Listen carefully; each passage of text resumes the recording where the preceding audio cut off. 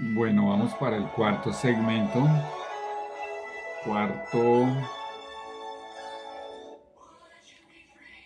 cuarta parte de esta hermosísima lección. El testimonio de Jesús es de la lección número 22. El camino, la verdad y la vida. Vamos a orar una vez más para esta cuarta parte.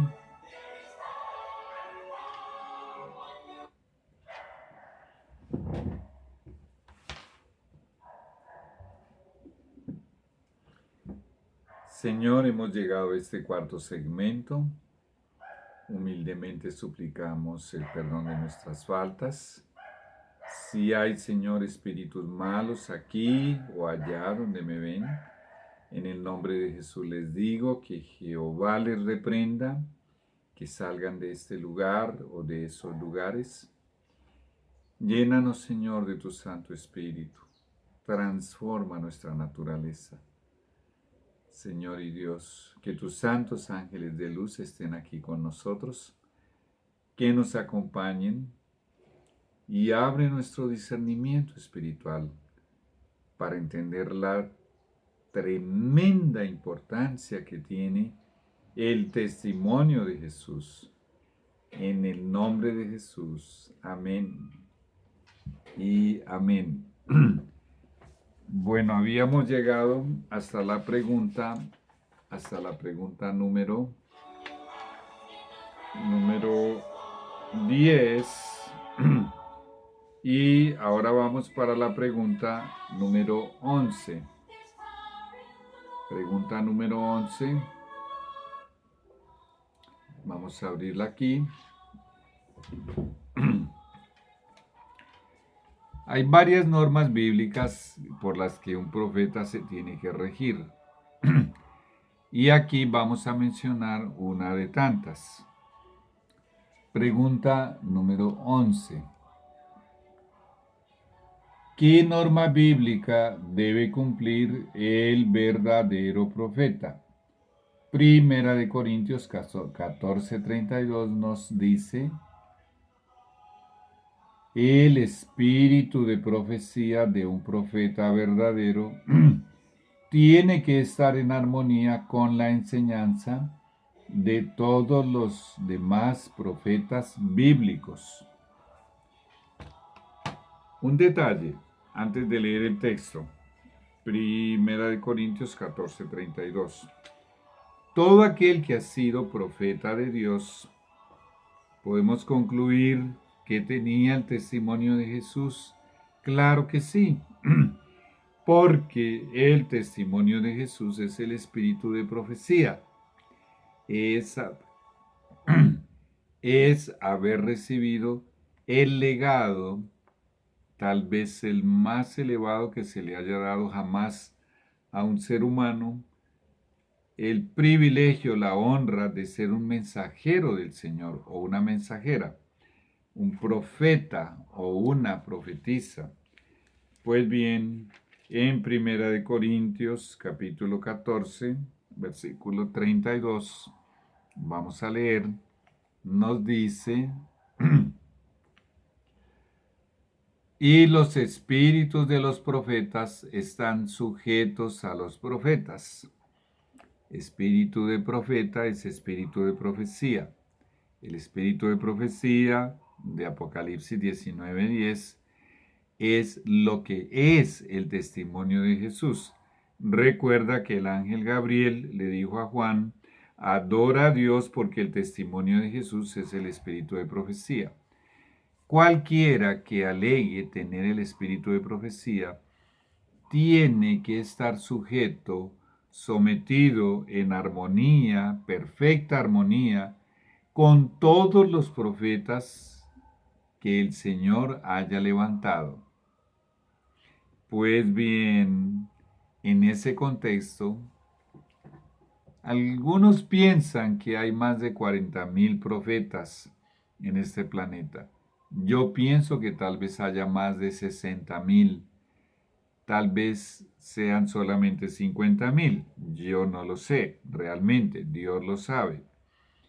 Yo personalmente he encontrado personas, he viajado por muchos países, he estado en muchas ciudades y he encontrado personas de todo tipo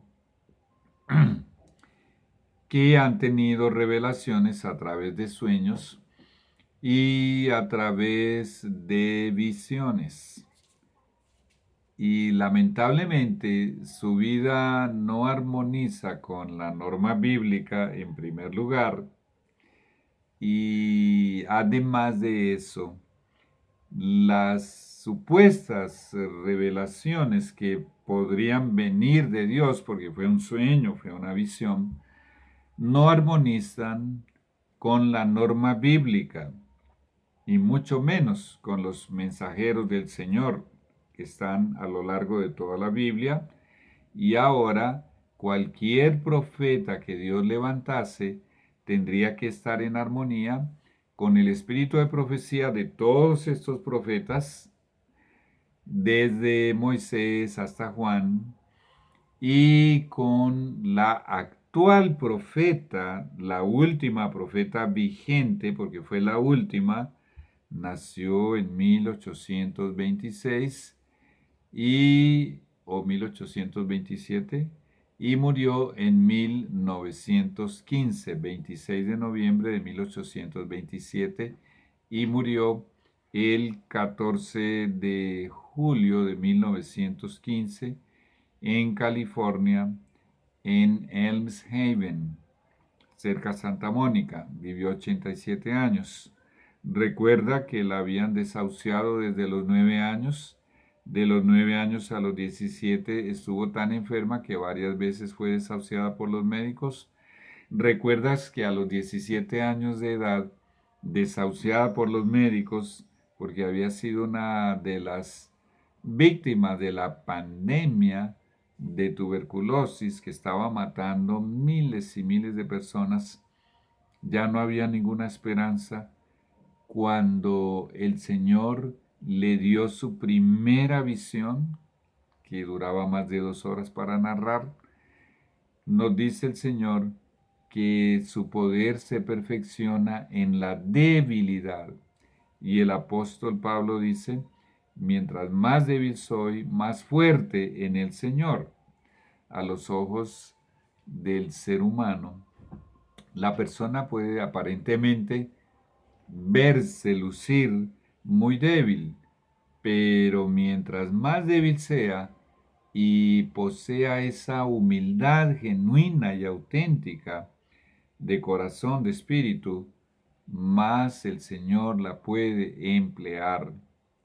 Pues bien, dice el apóstol Pablo, y los espíritus de los profetas, los espíritus de los profetas, el espíritu de profecía, todo aquel que diga, hey, yo soy profeta, recibí una visión, recibí un sueño, todo el que diga eso, tiene que estar en armonía con todos los profetas del canon bíblico y con la profeta Elena G. de White.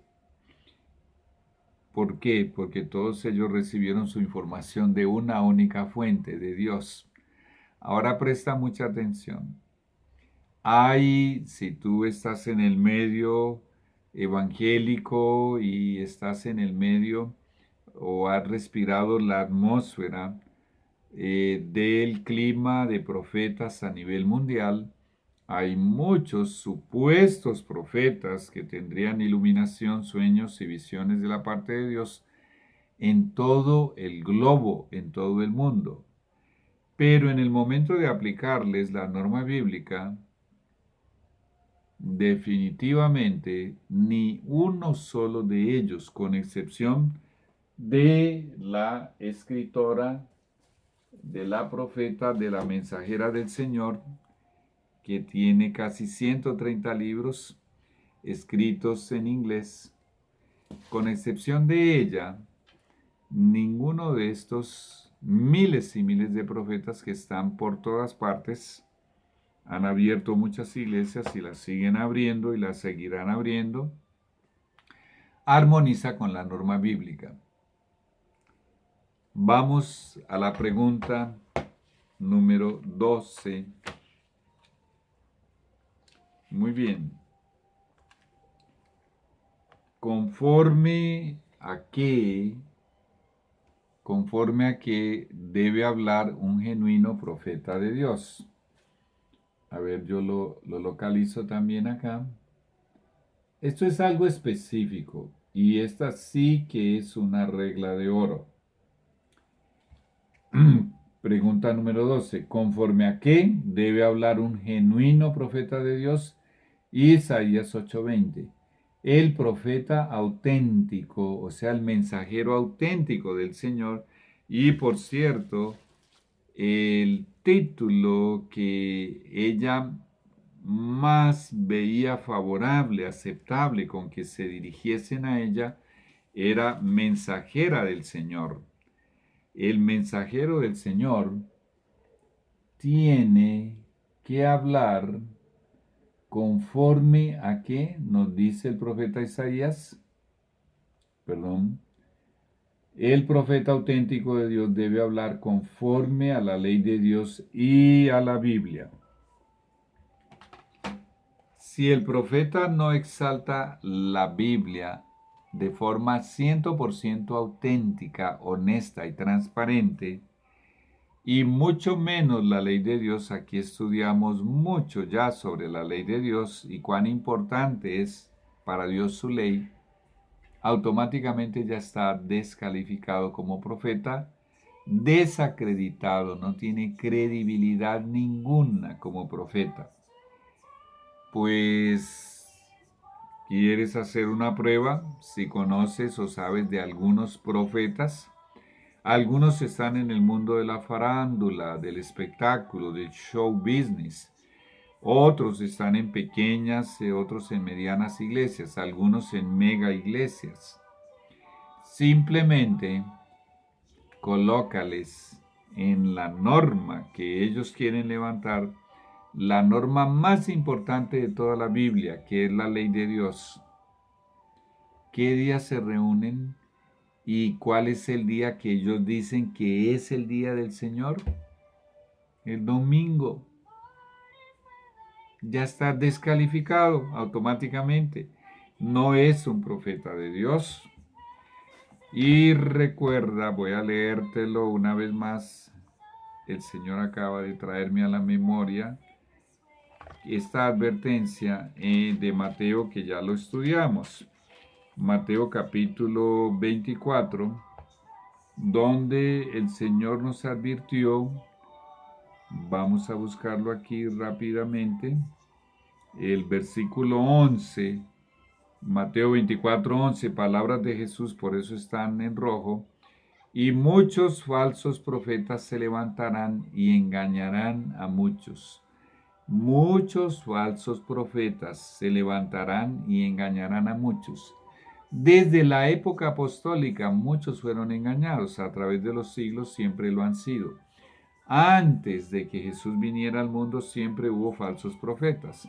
Balaam es uno de tantos. En la Biblia se narran ocasiones en que un profeta estaba solo mientras habían del lado del enemigo 850 falsos profetas. Por ejemplo, cuando hubo la confrontación de Elías en el Monte Carmelo con los 850 falsos profetas de Baal. Imagínate, si hay algo que Satanás haya multiplicado en este planeta son los falsos profetas. Y Jesús, al decir esto aquí en el versículo 11 del capítulo 24 de Mateo, estaba advirtiéndonos que eso no cesaría. Satanás continuaría usando y abusando de ese recurso, multiplicando sus profetas, y hoy en día solo Dios sabe el porcentaje de seres humanos que están siendo engañados y arrastrados a la perdición eterna gracias a los falsos profetas. Pero esta declaración de Jesús implica que el hecho de él advertirnos acerca de los falsos profetas implica que habrían habrían verdaderos profetas. Bueno, yo necesito en este momento mencionarlo porque la conciencia no me deja en paz. Hay una profecía del profeta Joel, Joel capítulo 2 y los versículos 28 y 29 acerca del derramamiento del Espíritu Santo. Y específicamente por ocasión del derramamiento del Espíritu Santo, que va a ser el evento más glorioso de la historia de la humanidad, solo un poquitito abajo en espectacularidad a lo que será la segunda venida de Jesús. Por ocasión de ese derramamiento del Espíritu Santo, donde se convertirán por millones, el Señor nos revela: y después de esto derramaré mi espíritu sobre toda carne, y profetizarán vuestros hijos. Vuelvo y lo leo. Y profetizarán vuestros hijos y vuestras hijas. ¿Quieres más evidencia bíblica de que sí puede una mujer ser profeta y de que para los últimos días sí habría profetas?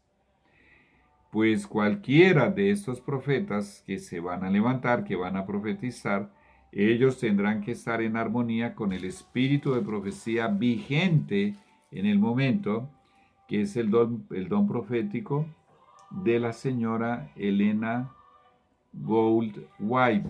Por cierto, yo no lo comenté, se me pasó por alto, pero mi conciencia me lo reclamó después. ¿Por qué si antes se llamaba Ellen Gould Harmon, aquí aparece como solamente Ellen Gould White? Pues porque ella se casó. Ella se casó en 1846, en el mes de agosto, con un pastor llamado James White. Y ese hombre fue uno de los mayores hombres de Dios que este planeta haya tenido. Y de hecho fue el ayudador idóneo, escogido por Dios por su sabiduría, para ser el esposo y para ser el soporte humano como esposo de la última mensajera del Señor. Él tiene una historia muy interesante. Cuando era niño sufría de estrabismo, o era visco, como decimos en Colombia, y estudió solo algunos pocos años y no podía estudiar. Había estudiado muy poquito. En realidad no sé si llegó a estudiar 2 o 3 años, pero estudió muy poquito. Y él era muy inteligente, pero sus padres no lo sabían ni él tampoco, especialmente para los asuntos intelectuales de investigación y de estudio. Un hombre muy alto, muy fuerte, y se crió en el campo y Dios lo bendijo con una constitución y una musculatura muy fuerte, de elevadísima altura. James White. Pues bien, resulta que él pasó por una experiencia que Dios la permitió y el Señor le normalizó su visión, ya siendo un joven, estando ya en la edad de la juventud. Y él estudió la primaria en muy poquitito tiempo y fue tan brillante, que al año siguiente él fue el profesor. Y él era tan humilde que, a pesar de ser ya un adulto joven, no tuvo ningún problema en sentarse a estudiar con los pequeñuelos, primaria. Esto es muy hermoso. Y él, cuando conoció a nuestra hermana Elena Gould de White, Elena Gould Harmon, se casó con ella para ser Elena Gould White, perdón.